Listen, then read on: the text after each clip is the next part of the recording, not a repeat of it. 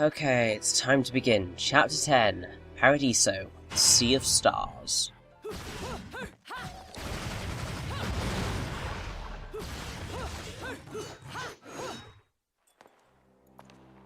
Music here is Memories of the Training Grounds.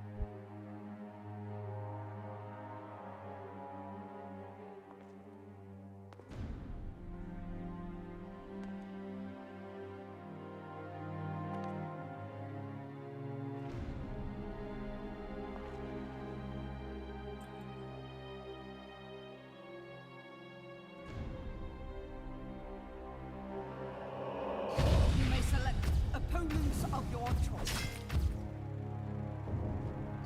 Figured. I've been there before.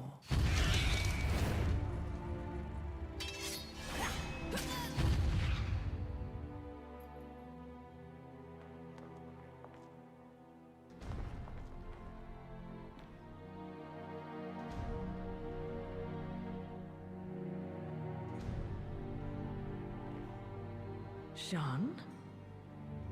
Cereza? The little one?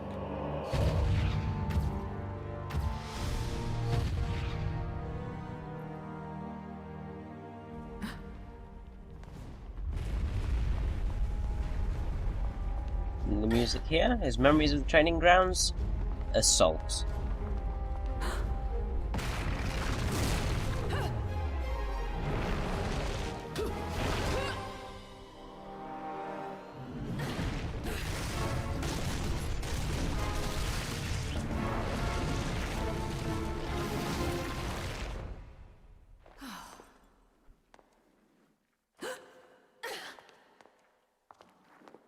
Tentacles?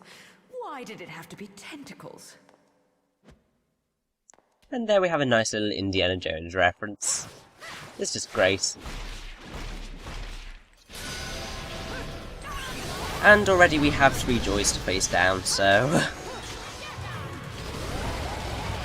really not giving a break, really, are we?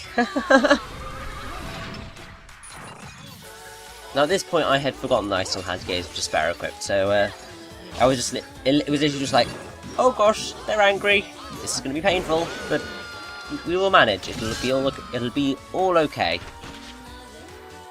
Don't you worry.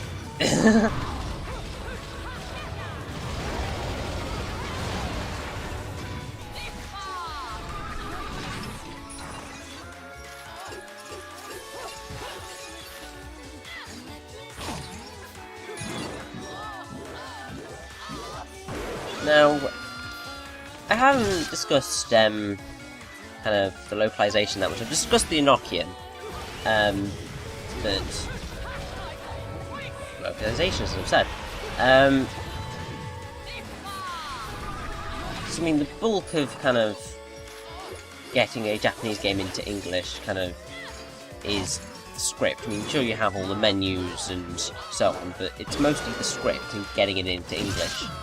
And Bayonetta is the first time, the first opportunity that J.P. Callum's had to work with Kamiya-san. Because even though he'd worked on kind of Shinji Mikami's God Hand, but just kind of one thing that he learned was that deviation was necessary and productive when adapting stories into English. Especially since God Hand is basically a love letter to obscure 70s and 80s Japanese pop culture. But Kamiya-san was very open to the ideas that JP came up with, and kind of they worked together. I think one of the main challenges that they had was how Bayonetta herself was presented. I mean, how would a European witch from 500 years ago talk if she'd been exposed to grimy pseudo-American urban culture for 20 years? So it was that she had to speak in a British accent, but she needed Americanisms. But that's not something that can be accounted for in a Japanese script. So there was that constant kind of worry.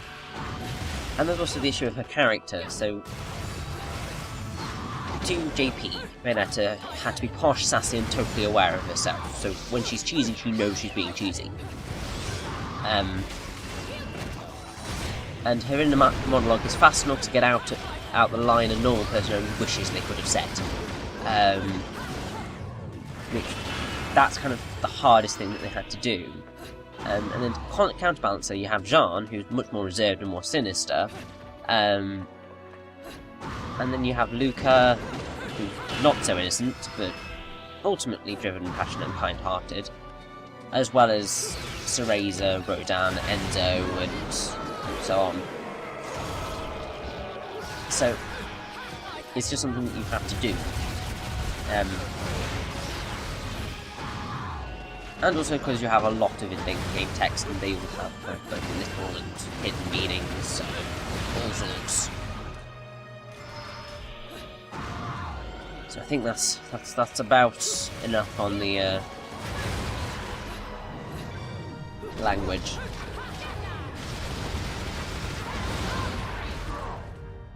And yeah, it's a bit of a kind of, after the intense start with the joys, it's a bit slower afterwards as we kind of continue on through Paradiso Sea of Stars, with the stage theme being Paradiso Sea of Stars. Not particularly different name, really. But there's some interesting things that you can do with modelling in the game. Not that you can do, that it exists. Because, as I said before, the team have done lots and lots of blog posts about Bayonetta and the production of Bayonetta. And one of them was done by Yamachan, who is a game designer. So, basically the main thing that Yamachan discussed was some of the modelling things. It's like the fact that the area around Vigrid Station is 50% larger than it was originally going to be. Also the fact that the Witch Time statues were originally crystal skulls. So you carried around the skull like a normal weapon, and by pressing punching clicks simultaneously, Bayonetta would throw the skull to the ground and activate Witch Time. But that never happened. You were also allowed to witch walk in all areas of the game. And there was a 13-page design document about it, but yeah, it all got a bit complicated. Also, the torture attacks originally went by names like Boredom Breaker or the Fallen Angel Buster, but obviously that changed. And the witch hearts used to be blue orbs, like they were in Devil May Cry.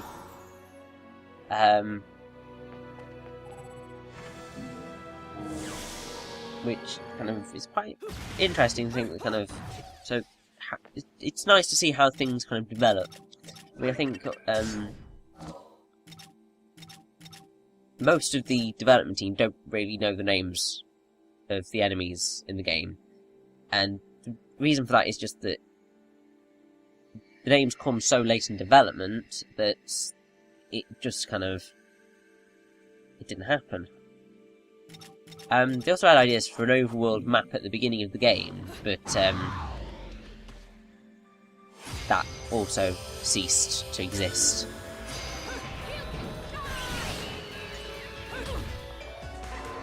And here we have another Alfheim. This one's slightly annoying, because you do need to use Wicked Weaves. So just keep going with the punch, kick, punch. It's the quickest and kind of most successful that you're going to get.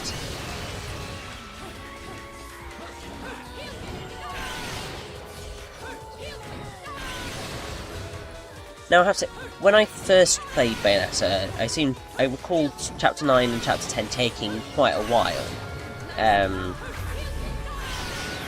But upon replaying them, they feel shorter than I remember. Maybe it's because kind of I've just got better at the game. Well, I've definitely gotten better at the game, because I would not have been able to have been this successful a few years ago.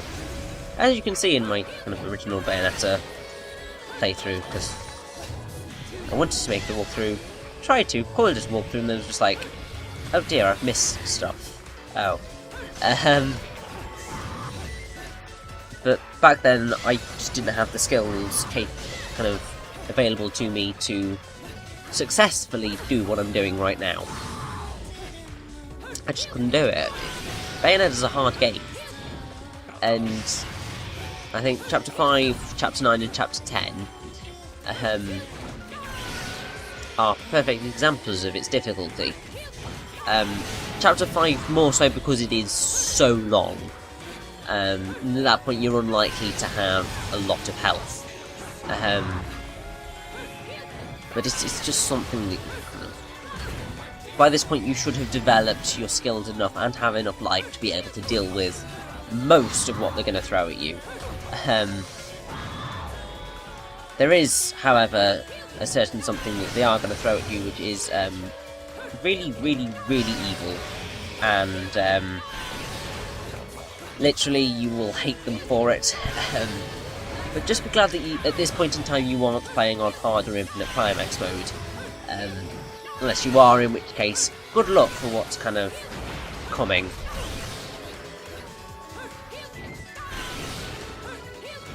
I mean, at that, if you're on hard or non-stop infinite climax difficulty, you will already know the enemies that I'm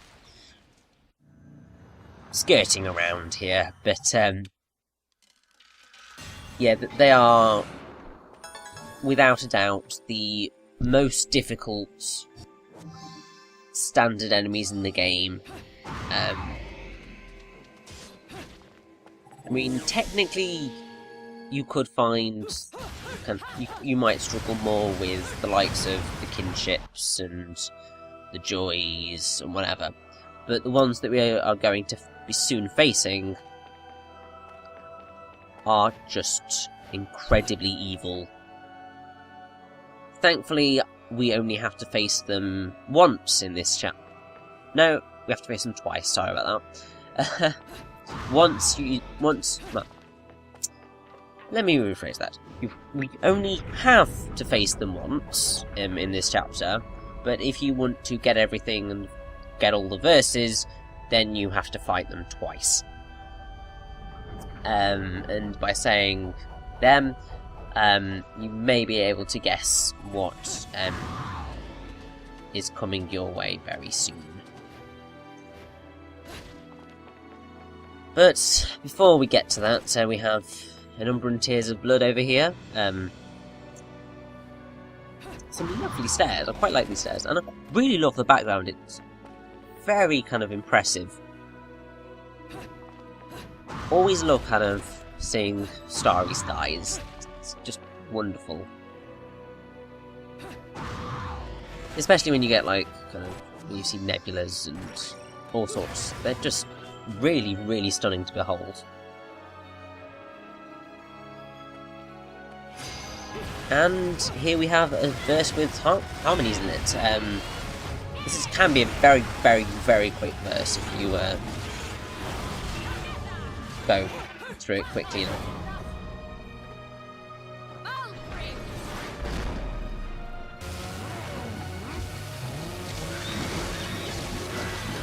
But unfortunately, we have a slight interesting thing to call as soon as we reach the end of this staircase.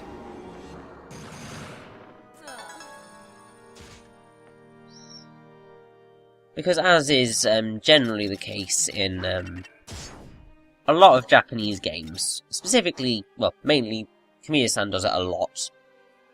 I think he's done it in every single game that he's made so far. And although it's not as bad yet as it will be, yeah, we have a bit of a boss rush here. This right here is, I believe, a courage. Yeah. So basically, there's a Courage is a weaker clone of Fortitudo.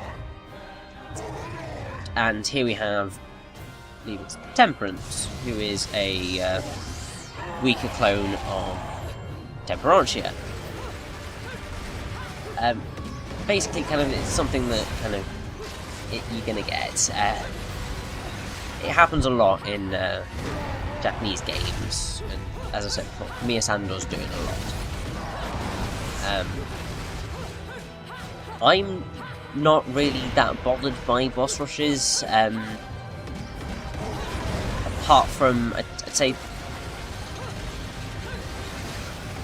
the boss rush in Okami is slightly annoying because one of the bosses takes a while no matter what you do.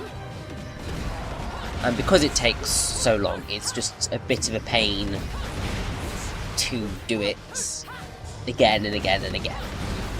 So by that point you face the same boss, I think it's 3 times, and it's just painful. Now, as you saw there, Kilgore is amazing. The power that it launches is just insane. And soon enough I will be kind of switching to just there'll be Scarborough Fair and Kilgore. Just because it's a great great combo. Now, that was a very stupid timing for me. Really shouldn't have jumped when I did. Basically, there's a verse inside this spinning platform, so you do want to get inside.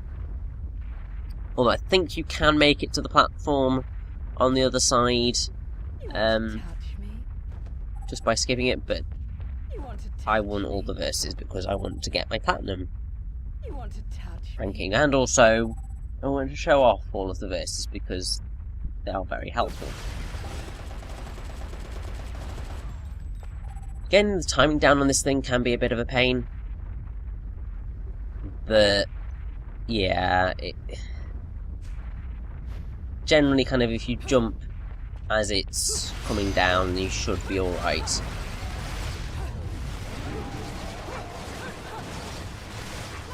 Yeah, you've just got a collection of enchants in here to deal with. It's a very, very quick verse, but you're going to want to do it. It's very, very, very easy to get a pure platinum in.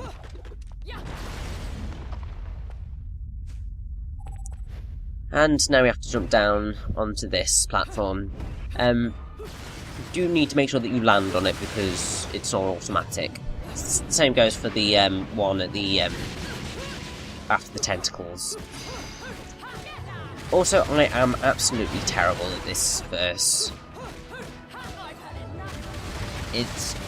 I mean, technically I'd say this is probably one of the hardest verses in the chapter, really.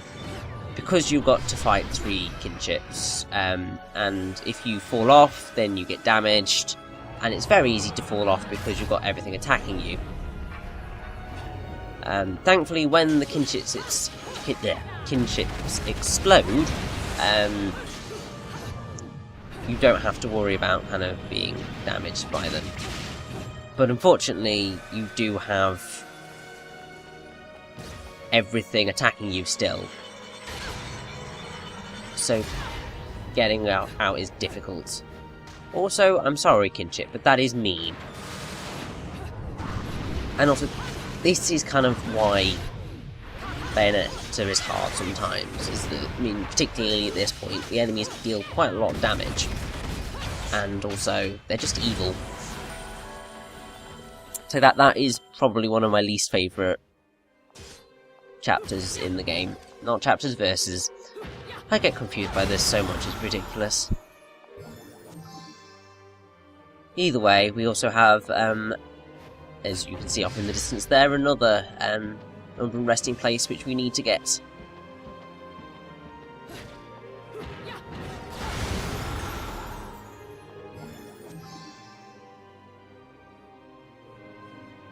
And I think we are, actually very, very, very close to, the incredibly evil, enemies. And I mean incredibly close. Like, they are literally at the end of this corridor. So, look forward to seeing them. Because they are going to murder you. Very, very, very quickly, if you aren't careful.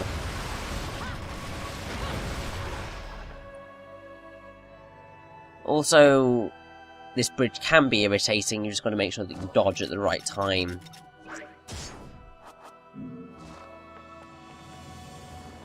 And also, make sure you do get the Umber and Tears of Blood that's on the right-hand side of the bridge, towards the end, I think.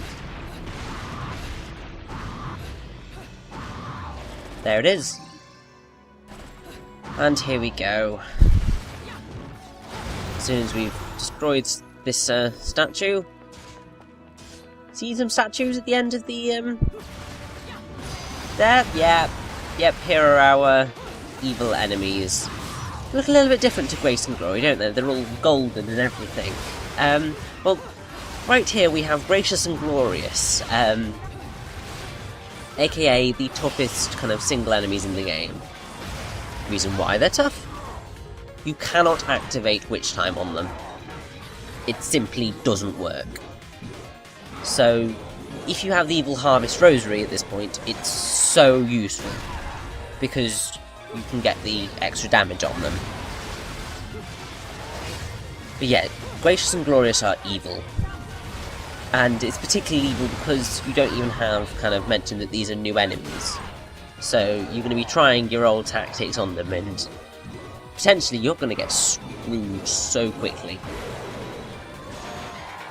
But either way, I'm doing quite well on Gracious and Glorious today, so take this! Wahahaha!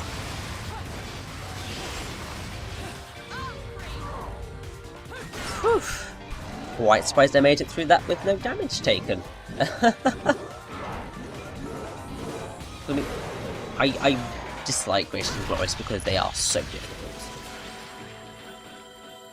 But either way, they're done now, let's move on.